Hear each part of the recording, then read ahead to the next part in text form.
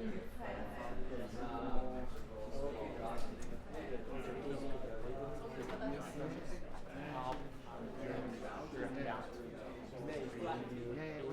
Nick, can you get a mic check?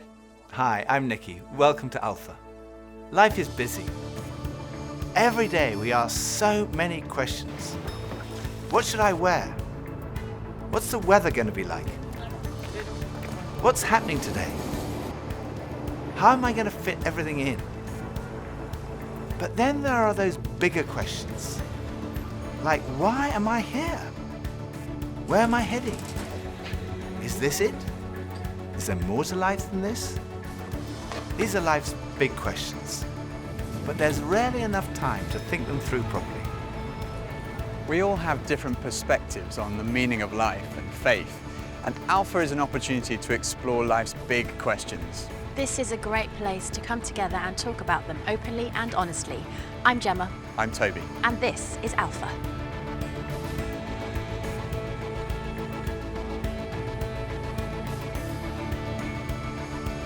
I go on Google. I definitely Google. I go on Wikipedia. Internet. I scroll through all the different answers and then I try and combine it and then make my own kind of like cornerstone. Or smart friends. I don't ask big life questions. It's too hard to answer.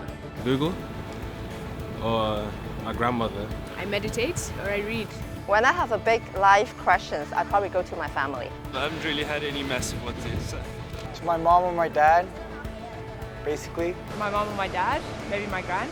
I get most of my answers from the library in any section there because I don't really trust the people that I'm around. The key is always to yourself. You got to figure some things out for yourself. If I'm confused, I go to him first. And he confuses me more. But when it's something more personal, I try to find it within myself first. Friends of mine told me that the first night they came to Alpha, they sat in their car for half an hour waiting and watching people going in. And eventually when they'd seen enough normal looking people going in, they thought they'd give it a try. And one thing that might be going through your mind is, am I going to be the only one there who doesn't believe all this stuff, who's not a Christian, that doesn't go to church? Well, if that's you, then you're in the right place. Alpha is designed for people who wouldn't call themselves Christians or who are not regular churchgoers. It might feel a bit strange to be discussing life and faith with people that you've never met before, but the best thing about Alpha is often the great friendships that are formed over the weeks.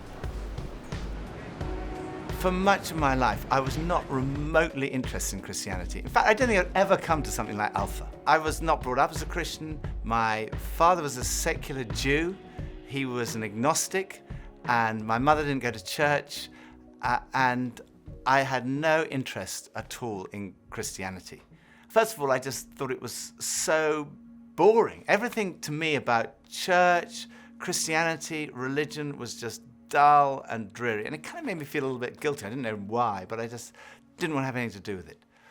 And I also thought it was untrue. I thought I'd sort of thought it through, and I'd come up with these intellectual objections, and I called myself, very pretentiously, I called myself a logical determinist. And I quite enjoyed arguing with people who called themselves Christians. And at university, I had a bit of a reputation for being an argumentative atheist. And I also thought it was irrelevant to my life. I couldn't see how someone who'd lived 2,000 years ago, 2,000 miles away, could have any relevance to my life today. It just seemed outdated and irrelevant. But at the same time, looking back now, I would say something was missing. I say that because I don't think I was living in the moment. I was always looking forward to the next thing in life. So when I was at school, I was thinking, when I finish my exams, maybe that will be when I'm going to really start to enjoy life. I finished my exams, and then after about 3 weeks, I started to think there's got to be more to life than this. And I thought, well, maybe when I've left school, that will be what life's all about. And then I left school, and after about 3 weeks, I started to think, there's got to be more to life than this. I thought, well, maybe the answer is to get a girlfriend. And somehow, I don't know how I managed it, but I managed to find a girlfriend. Again, after about 3 weeks, I started to think, there's got to be more to life than this. And basically, there was something missing. I was longing for more. The actor Jim Carrey once said, "I wish everyone could get rich and famous and have everything they've ever dreamed of, so they would know that's not the answer." Some people dream of having their name in lights, of fame and fortune. Some people dream of finding happiness through relationships, careers, money, whatever it may be. But do you ever get that niggly feeling that as good as those things are, there must be more to life? Yeah, all too often life just doesn't turn out the way we think it should. And even when it does and we achieve our wildest dreams, it's somehow never quite enough. It just doesn't satisfy. It's like there's something missing.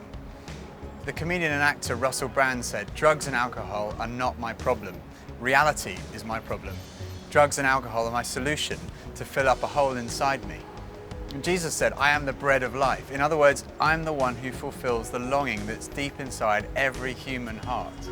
Jesus claimed to be the one person who can satisfy that spiritual hunger. Freddie Mercury, the lead singer of the rock group Queen, had amassed a huge fortune and attracted millions of fans. But he admitted in an interview shortly before his death that he was desperately lonely. He said this, "You can have everything in the world and still be the loneliest man, and that's the most bitter type of loneliness. Success has brought me world idolization and millions of pounds, but it's prevented me from having the one thing we all need, a loving, ongoing relationship."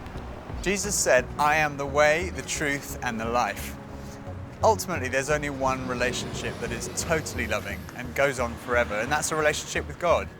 And Jesus said, "I am the way to that relationship."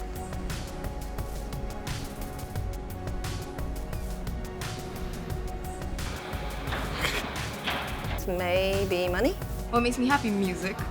Music, ice cream, and cheese. Sleep makes me happy. Going to the gym, seeing my friends, going to the pub, playing football. Dogs. Alcohol. Women. Pretty much. The idea of life in general makes me happy. Clothes. Women. More to life than this? Sure. That's a really good question. I don't know, I can't tell you. I think we're supposed to learn a couple of things. There's nothing more. I'm still figuring that out, to be honest. No. Let's live in the moment. Absolutely. I strongly believe that there's more to life than this. No idea. Sorry.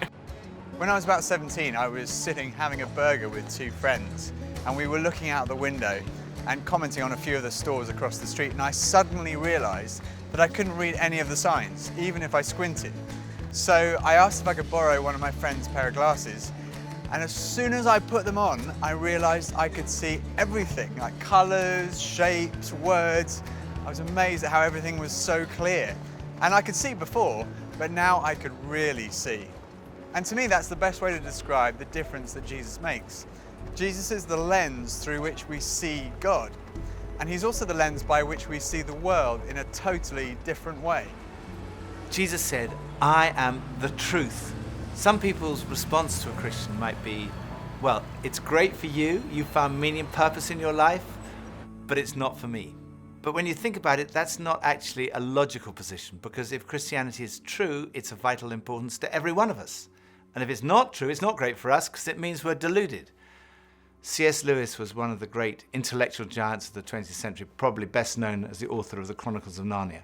He said this, "Christianity, if false, is of no importance, and if true, of infinite importance. The only thing it cannot be is moderately important." I come from a family of lawyers, so naturally I wanted to look at the original documents and sources.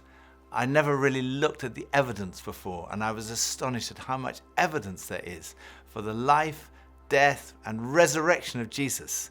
For me, it was through reading these documents that we find in the New Testament that I came to the conclusion, it's true.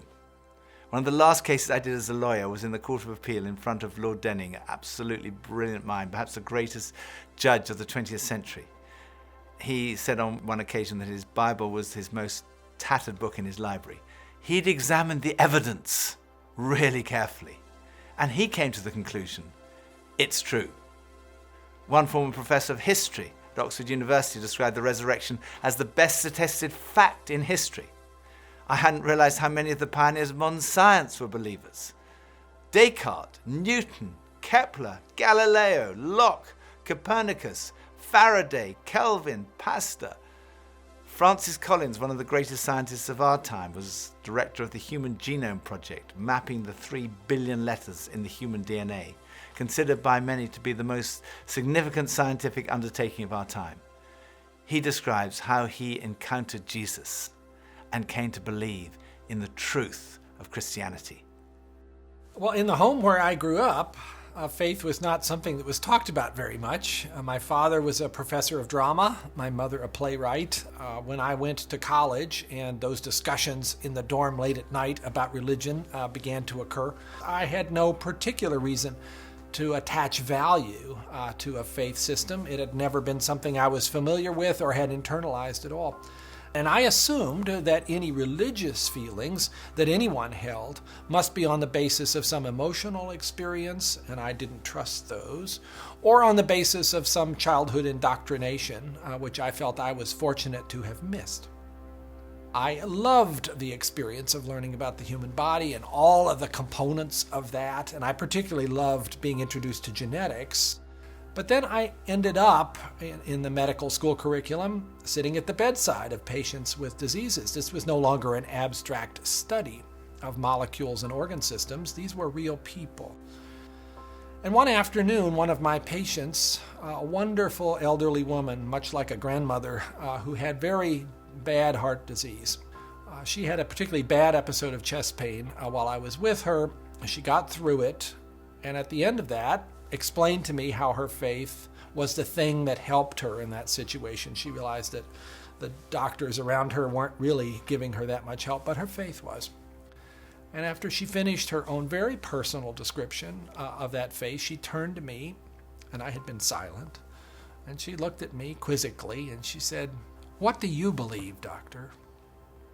And ultimately, I had to admit to myself that her question had made me realize that I had arrived at an answer to the most important issue that we humans ever deal with. Is there a God?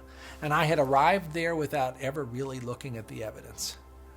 And I was supposed to be a scientist. If there's one thing scientists claim they do is to arrive at conclusions based upon evidence. And I hadn't taken the trouble to do that. I was greatly assisted by a pastor who lived down the road, who I went and asked about all this, and who gave me a copy of C.S. Lewis's wonderful book, Mere Christianity.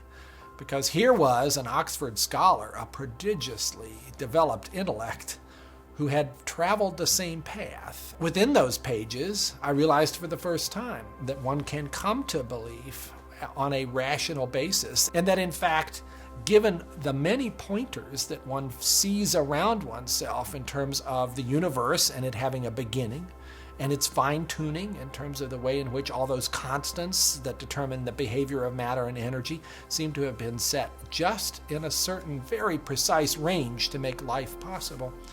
And many other things, including my beloved mathematics and why they actually work anyway to describe the universe, something that makes you think the Creator must have been a mathematician.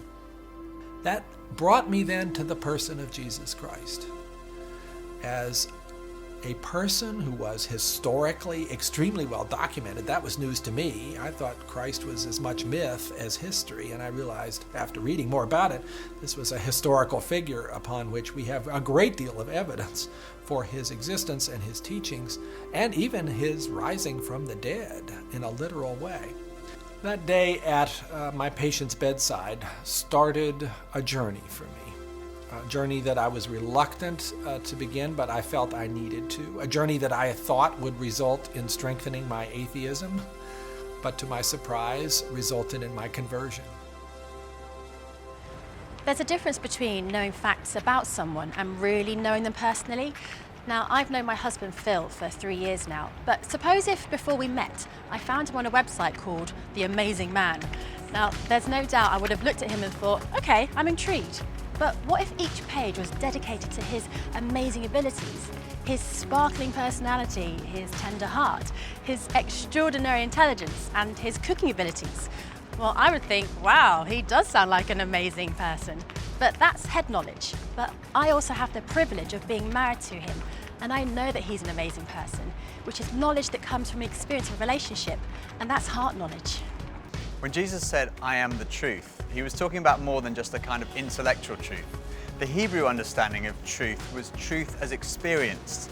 And there's a big difference between a kind of intellectual knowledge and a personal knowledge, between your head and your heart. So when someone says, I know Jesus is the truth, they're not just talking about being convinced of the evidence, they're also talking about experiencing a relationship with the risen Jesus Christ. So Jesus said, I am the way, the truth, and lastly he said, I am the life. I have come that you may have life and have it to the full. Jesus came to deal with the things in our lives that stop us from enjoying life to the full, the things that spoil our lives. I hate shopping. I loathe it. I think I'm allergic to shopping. But occasionally my wife Pippa persuades me to go shopping, and just after Christmas it was the sales and she persuaded me to go shopping, and we went into the shop and we bought this very nice new sweater, same colour as all my other sweaters, and we left the shop and we went to buy a present for her, and we went into this ghastly shop. It was so crowded, it was unbelievable, and even Pippa had had enough and she said, okay, we're leaving. So we went to leave, and as we left, the security alarm went off, and the security guys moved in very quickly and they stopped us all from leaving. And like the crowd that was trying to leave was stopped, and the crowd that was trying to come in was stopped, and we were there right in the middle.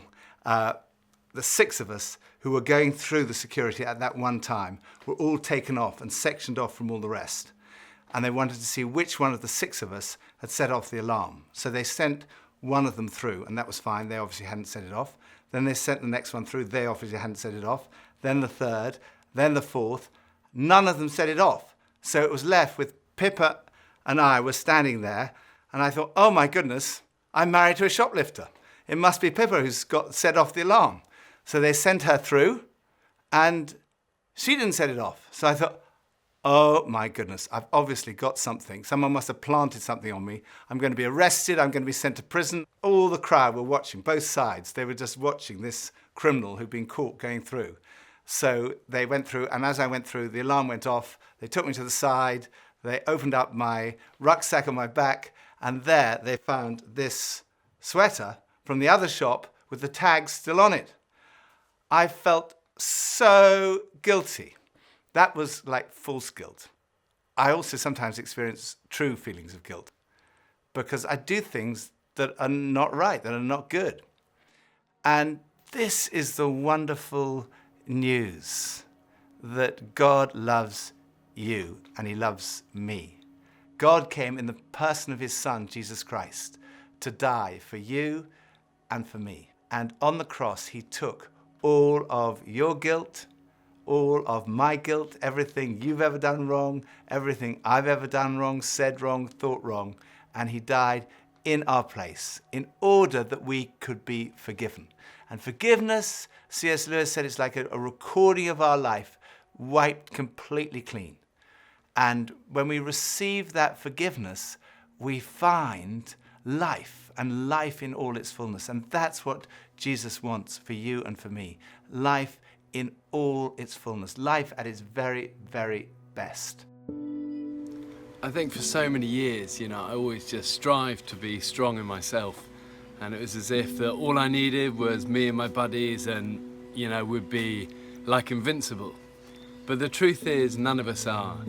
And I don't want to do this thing called life. I don't want to do it on my own. And it kind of feels like my longing for this light inside is now stronger than my fear of what others might think. And people often ask, well, doesn't that make faith like a crutch? And, well, maybe, but, what does a crutch do? A crutch helps you stand, and it makes you stronger. And in that case, sure, I need a bit of that.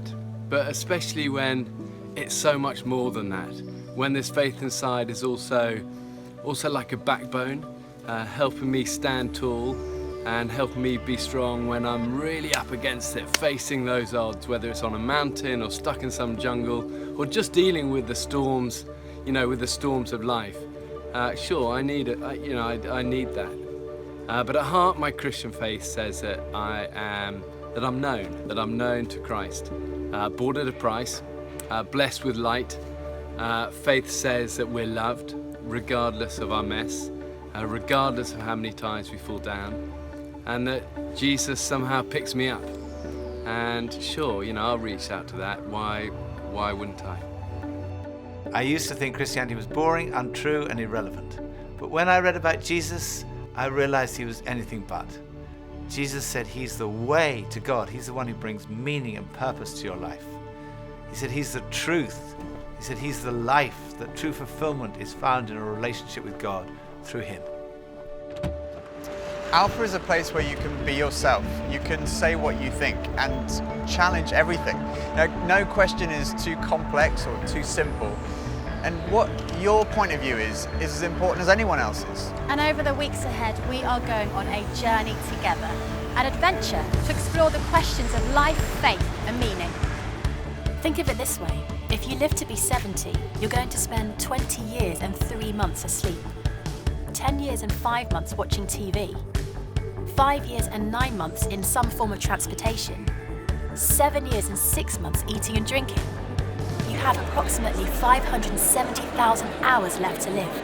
So why not spend less than 24 of them asking life's biggest questions? Welcome to Alpha.